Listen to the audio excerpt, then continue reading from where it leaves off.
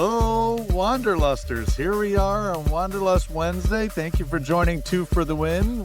We are Nick and Will. Happy to be with you today. Kind of changing up the intro a bit. I don't know. We'll see. We'll see how it goes. Already we lost half our audience. But in all seriousness, thank you for joining.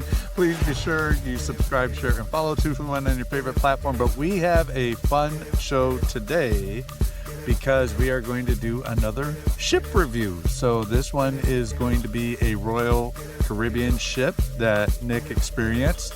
But before we jump into that, I just wanted to make sure that all of you know that today's episode is sponsored by Nick Menard and Associates with Dream Vacations. So thank you, Nick Menard, for sponsoring today's episode. Hello, Will. Hello, winners. You're very welcome. I know. I think I need to stop drinking energy drinks before I'm doing podcasts. I was getting all thrown off here with this stuff. But in any event, I know. Happy Wednesday. So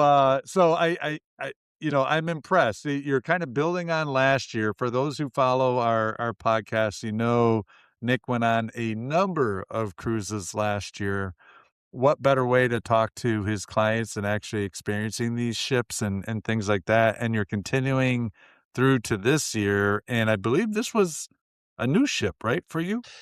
That was a new ship for me, but definitely a very old for Royal. But right. I never sailed on this one. And my goal is every time I sail, and even you or anyone from the agency or even clients who sail any ship that we never did a review on, we wanna make sure that we interview the person or we talked ourselves about it. So we have an episode for every ship. That's the goal eventually, to have like an episode for every ship on the market. So it will kind of take a lot of time because there are thousands of them.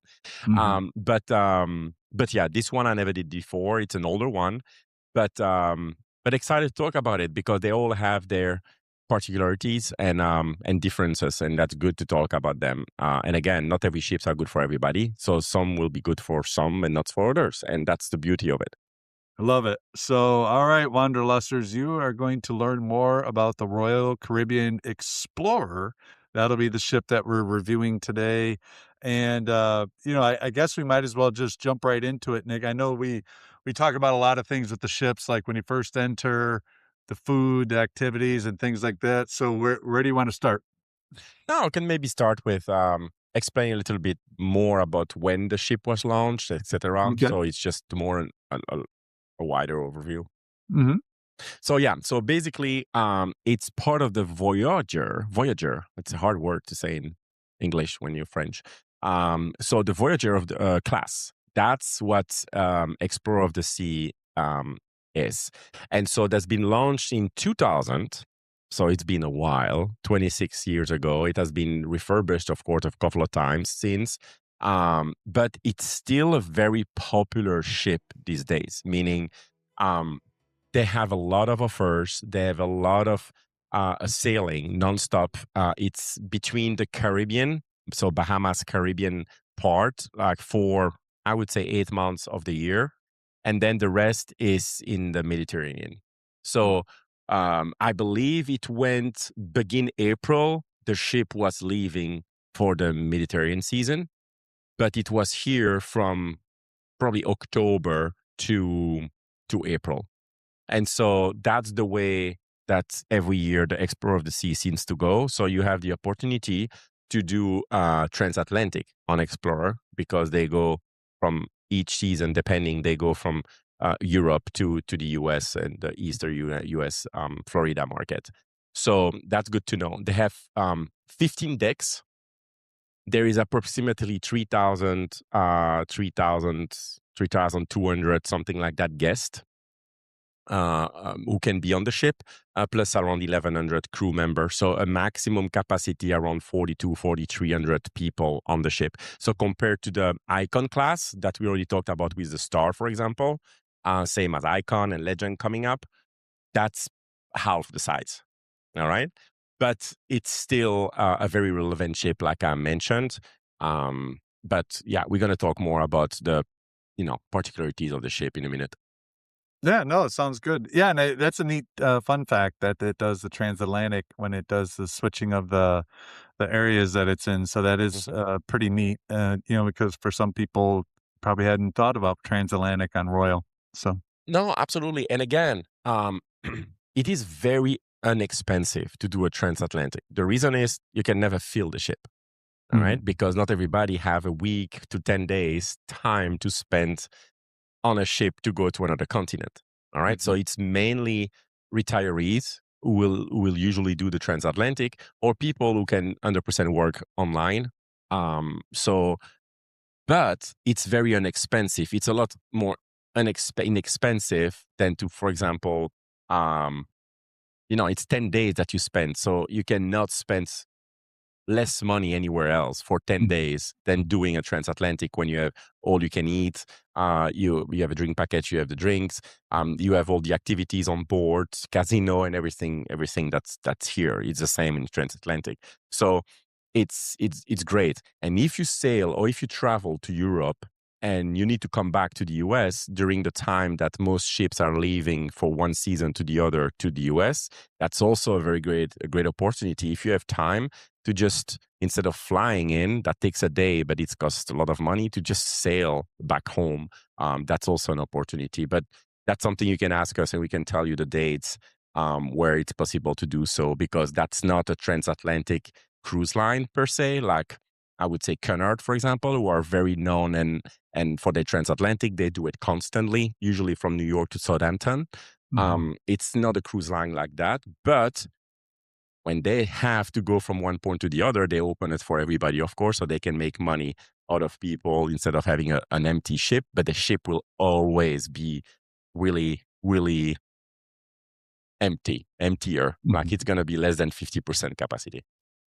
Wow. Yeah, no, that's a great tip and great point to bring up. So, which port did you go out of? Was it Miami again or Fort Lauderdale for this one? No, it was actually Cape Canaveral, Orlando. Oh, okay. All right. So So, that ship sail out of Cape, and it does 5 nights.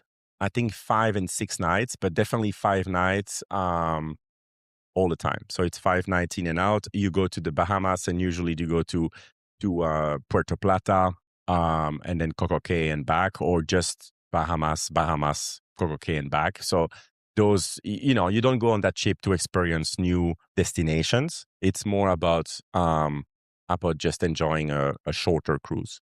got it. Did you have a perfect day at Coco Cay? So It should I take didn't like go off the ship because it was it was a time where there was a lot of children, and I much rather stay on the ship whenever these old children go on the island. So I have the ship for myself, and I can work in silence, and I can also spend some time at the pool when there is nobody screaming and jumping in. So I enjoyed that day very much when everybody were on the island. I So it was was a perfect day at Coco Cay, but not it because you went to Coco Cay because you stayed on the ship, it was a one of those perfect day on days. the deck of okay. Oh, that's cool. And so, you mentioned this was built in the early 2000. 2000s, right? So it's a little over, 20 years old. So when you walk into that, how do you compare it to some of the other, royal ships? Like, what's your impression when you first get on board?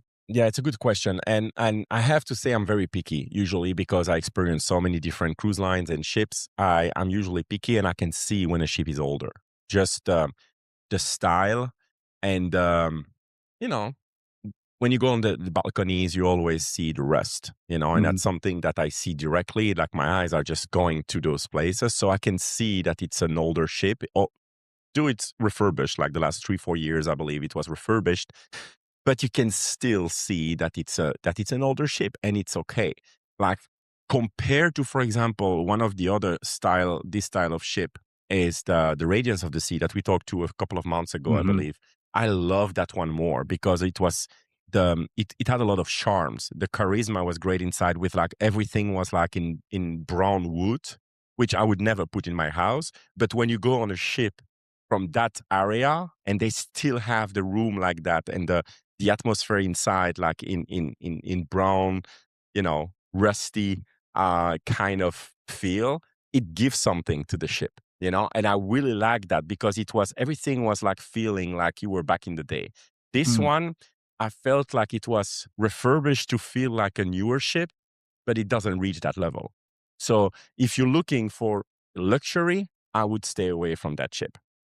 It doesn't mean that it's a bad ship, but it just means that it doesn't reach the level of a more luxurious ship at all. You will right. feel and you will see that it's it's older. So keep that in mind when you book this one. I think this one is great for first time cruiser, so they can experience for a first time what it is, to cruise. And because first time cruiser, unless they are used to do JW inland, those resorts, those hotels, and they just want the same level on a cruise ship for the first time, then you will not suggest that. But someone who is just there and said, I want to just try a new ship one time, that's going to be a great first step, because if they like this, they will like majority of other ship out there. Families, you can never go wrong. You go with children. Children, they will be happy when they see slides. There is tons of slides, so they will be pleased. The pool, the splash area, and all of that. So for children and families, you cannot go wrong. Couples, it's good if you just want to have like a relaxing time, not spend too much money, and you know, just go on in the Bahamas. Like, it's gonna be good, but basically the value focused travelers will love this specific sailing. But you do have the same highlight experiences. So you have the flow rider, the surf simulator. Hmm. You have the rock climbing wall. You have the ice skating rink. You have all the different pools on top level. You have the sports courts. So you have all those signature Royal Caribbean feature on the ship. It's just smaller. Got it. Yeah, and that's what I was actually gonna ask next, because obviously one of the things I personally like about Royal is they have a lot of diverse activities, so there's a lot of things you can do. I mean, you mentioned the sports deck, but for me, I look more for diverse entertainment activities, right? Mhm. So I have things to do besides just lay out by the pool and stuff like that, and they have the game shows, they have the ice show, they have the water show, comedy. So it sounds like a lot of the similar type of thing on this ship, even though it's an older ship, correct? Yeah, so you're never really bored, but you also never overwhelmed, because Mhm. it's, when you go to Icon, that's why I would not suggest Icon class. So Star, Icon of the Sea, and Legend coming up. I would not suggest that for someone who wants to experience the first time, but he's a little bit like on edge, because it's so big and so much to do. It can feel overwhelmed for someone who never sailed before. If Mhm. you go to a Voyager class like this one, you will not feel that overwhelming, feeling, because you can find, of course, those Broadway style shows. You will find the ice skating performances. You have the lounges when you have the piano bar, the bands playing on the promenade. You have live music, of course, and casino. You you don't have a million options. So you have always two or three options, all right, which is more than enough for people who don't want to feel overwhelmed. If you go to some other ships, you will have like a list of 10 things to do, and that makes you feel like, oh my god, I don't want to miss anything, but I cannot do everything either. So, Mhm. but that's why I said you never get bored, but you never feel overwhelmed either. No, that makes sense. And then given that you think one of the primary folks would be somebody who's a first time cruiser who maybe aren't familiar with Royal, maybe explain a little bit about the dining and what they could experience on this ship. Yeah, no, that's a good question. So for dining, or for food in general, you have the Windjammer. So the Windjammer is the buffet. So there are a lot of variety, very convenient. It opens pretty much all day. They close, I think, two times 30 minutes in between the breakfast, the lunch, and lunch dinner. But it's pretty much always open. You can find a salad bar. You can find all the pasta bar. You can find the burger, the hot dogs, and all that. You have usually an Indian place that's always very good. I personally like that. You have a place for meat when they cut like any kind of beef or pork or whatever they do that day. So you can find something that you like when you go there. Also, a bunch of dessert. But I will let you talk about the dessert because that's your thing. So this is included in the cruise fare. You also have the main dining room, which is something for breakfast, but it's only open an hour and a half in the morning. I think it opened from 7:30 to 9 every morning. Then you have the lunchtime you can do there, but it's also from 12 to 1:30 or 12 to 2. And then you have evening. You need to choose your time at 5 o'clock, 6 or 8, I think. So you have to choose early dining, mid, late dining, but it's included as well, and that gives you, that's more like cards, and you can choose an appetizer, an entree, and a dessert, or more than one. They're very flexible, and they want to make sure that you have the best experience possible. But people come serve you. It's a dining experience, so I personally love that. But some people, like our good friend and member of the Dream Vacation team, Tyler, he cannot stand going there because he don't like to wait more than 5 minutes to eat. So it's not going to work. Then you go to the Windjammer. You just go, you grab something, and you just walk out. So that's the difference. They have special, yeah, they have specialty dining, of course. In Explorer, you have the Chops Grill, I think it's called. So that's a steakhouse. They have that one pretty much on majority of Royal Caribbean ship. So Yeah. that's an added price. It's usually $50 or $55 per person. And then it's a la carte, and then you can take, again, appetizer, entree, dessert. You have the Giovanni's table, which is the Italian place. A lot of ship have that as well. Johnny Rockets, who is very famous. It's on the promenade, the outdoor promenade in the back, where you in the aft, where you can go take your milkshake, which is very popular at Johnny Rockets, or even eat in the morning. The breakfast time is also included, not the lunch and dinner. All right. And they have, I think, a couple of other, but those are the majority of those specialty dining. So you don't have as many as those massive ships that I mentioned already. They have less, but you still have the ability to literally go anywhere you want for free, or some with an added pricing per person, depending on what you want to do. So that answers your question, I think. Yeah. No, and I think Taylor's missing out because that dining experience, for one, back in the day, you used to have to get dressed up for dining. Now, here you don't have to. So Good you can't point. go in swim shorts or anything like that, but it's far more relaxed than it used to be. And again, they change the food each day. Some things stay the same the whole time, but then they change different things. And I always like at Royal, I think they do the escargot well. I've always enjoyed that.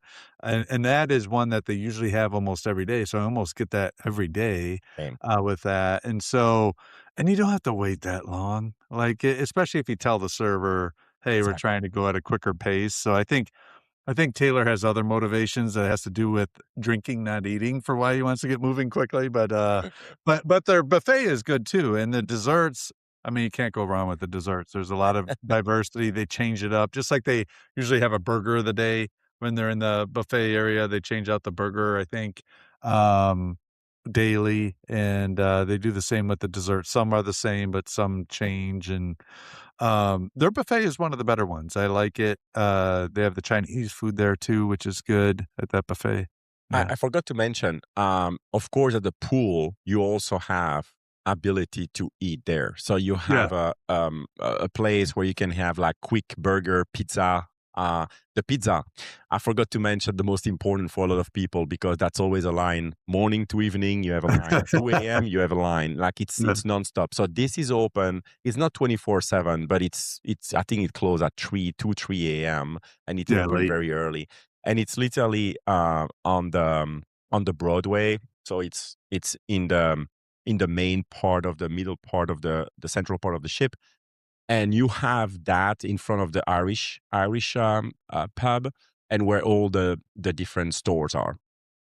And this is a place where you go, it's included, and you just ask 1, 2, 5, 10 piece of pizza. You get what you ask. And it's always a cheese one, pepperoni one, or one of those meaty one, a vegetable one, vegetable one, I think. So you have four style, and you can take as many as you want during the day. And this place is always packed. As you can imagine, the line is always on. And they have like 4 oven and people work like crazy. That's the place I would not want to be if I was working for Royal Caribbean because you are in the oven all day.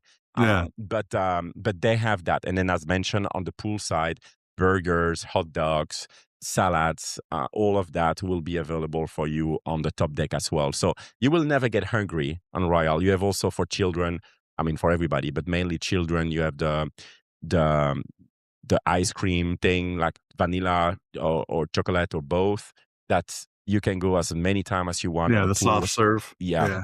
Yeah. Yeah. Yeah, someone is there to do it, otherwise people would just but yeah, it's as You many got your times as you mouth want. under the thing and do Yeah, it like you will put that. your mouth under and so yeah, so it's all you can eat. So you will never have to worry about. And children, let's be honest, they eat pizza, burgers, hot dogs, and ice cream, and they're happy all week long. So you don't have to worry about paying a dime when you are maybe the doctor when you come back. But otherwise, you don't Yeah. have to worry about paying anything additional as a family. Because if you have a lot of children, it can adds up very quickly. But there, once you pay for the cruise, you have everything is covered. Yeah, no, that's it is. They make it convenient, nice and easy. But what about the drink packages for those who want, Mhm. the non-alcoholic, what's included, what's not included, and then for the alcohol, the drink packages? Yeah. So what's included with the cruise fare is the drinks at the Windjammer, and you have also a water free. It's tap water free at the pool area. So when you go to any bar on the pool area, on each side, you have usually a big container of water, and you just take a tumbler or something, you fill it. So that's included. That's about it. I think in the dining, you can have lemonade, water. I think that's about it as well. If you want to have a package for children or for yourself as an adult, but you don't want alcohol, you can have a refreshment. That's how it's called, Yeah. Mhm. refreshment package. And so this is a package where you have all the non-alcoholic drinks. So you can have any mocktail, I think they call it. So the cocktail without alcohol, all the soft drinks like Coke, Fanta, Sprite, and things like that. Coffee not included. Starbucks. Starbucks is always an add-on. So you can have that package, which is a lot cheaper than the big package. The price depends. So I would say it's between $20-$30 per day per person. When you want a alcohol drink package, so that includes everything up to, I think Royal start at $12 or $13. So any drink up to $12, $13 are included. If a wine, for example, at the dining, you want a very specific one, is $15, you will have to pay the $2-$3 additional. That's all. And it's usually coming on the card at the end of the cruise, so you don't have to drag with money, to bring money anywhere with you. So that's the way it works for that. The drink package, again, it changes all the time depending on the time of the year, how full the ship is, how many people order the drink package. But it's usually between 65, 70 to $100 per day per person. Once you are in a cabin with more than one adult, when one person take the drink package, everybody in the cabin needs to take the drink package. If you are under 21, you will automatically get the refreshment one. All right. The reason why one cannot avoid to take it is because for obvious reason, everybody will buy with just one package and just order for the other one. That's Mhm. why when you are in the stateroom, one take, everybody used to take it. All right. So that's the main difference. Then when you start sailing a lot with Royal, you get points, and it's called the Anchor Owner Society or something. And so you get more and more points, and then you get to level where you start getting some free drinks and things like that as you sail more and more. So that's important. Then finally, the package that most people take is the Wi-Fi package. So the Wi-Fi package, you have opportunity to take for one device per person, or 2, 3, 4 devices per person. So of course, more devices, who higher the price. But yeah, it's usually around $20-$25, I think, per day per person for one device. Awesome. So yeah. No, that's very helpful. And again, just thinking of a first-time cruiser, how does Royal take payments for the areas for things that aren't included? Say somebody doesn't get a drink package, but they want to get a drink at the Mhm. bar poolside one day or things like that. How do they use for the payment system? Yeah, great question. So when you get in, you need to download the app of Royal Caribbean, and you will see on the app you can order the packages that you want. But if you don't want to order a drink package, for example, because you just want to take a drink or two left and right, but you don't want to drink 7 to 10 drinks, which would fit the payment for a drink package. Well, you just have to put your credit card in the app, in the system, and then every time you want to order something, you just give your stateroom card, and then they scan it, and you will see it appear within 10 minutes in your phone. So the phone will tell you, okay, you ordered 2 drinks today, for example, for a total of $25. And then at the end, the last day of the cruise, you will receive a statement, and that's what they're going to take from your credit card. If you don't put a credit card on, you need to go pay your invoice before leaving the ship. Cash. I don't recommend doing that because it's a hassle. The last day it's packed at the guest service for people who want to make their payment. So just have a credit card in there. You can verify everything the last day. And if you see a problem, you go to the guest service, but it's usually very accurate. So that's what you can do if you don't want to take a drink package. And I would not suggest you to take a drink package if you know you will drink less than seven drinks. Usually 7 drinks is what pay off for the drink package. Yeah, for some people, that's before noon. Oh, yeah, absolutely. You see people. So by law, you cannot have normally. That's why you have on every cruise line, you have a little, in the bottom of the like a disclaimer. Package. Yeah, you have literally up to 15 drinks a day, because by law, you cannot allow people to drink more than 15 alcoholic beverage a day. But I know people by noon, they're already over that. It all depends. They can refuse to give you a drink if you are inebriated. I saw that happen a few times at the casino when people cannot stand and they ordered. So they will not get it. But it's common sense, right? It's not what you want on vacation. If you can take it, and if you want to drink beers all day and you're good because you used to, go be my guest. But they will not count that. You cannot order more than one at a time. So that's important to know. So normally you have to have 10 minutes between each drink, but again, I never really had a problem. Yeah.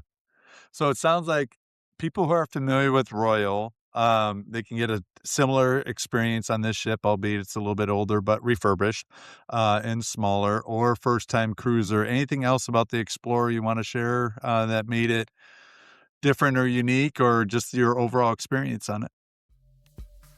No, I think we summarize very well the experience. So basically, if you want to get the Royal Caribbean experience, great, you will have it, but you will not have the overwhelming scale of the newer ship that may scare you over if you never sailed before. And if you are someone who sail a lot, you know what Royal Caribbean is all about. You will find the same look and feel that you will find in other ship, just smaller. So if you are budget friendly and you don't want to spend too much, but you want to have the Royal experience, that's a great ship. That would be my advice. Well, there you go. So Wanderlusters, next time you want to take a cruise, if it's on a budget or a first-time cruise, or it just happens to go out of the port that's easier for you, make sure to call Nick Menard and Associates with Dream Vacations to get that dream vacation a reality, and check out the Explorer on Royal Caribbean. All right, that'll do it for this week's episode. Thank you as always. Please be sure to subscribe, share, and follow 2 for the Win on your favorite platform. And we will see you next week, Wanderlusters. Take care. Bye, winners.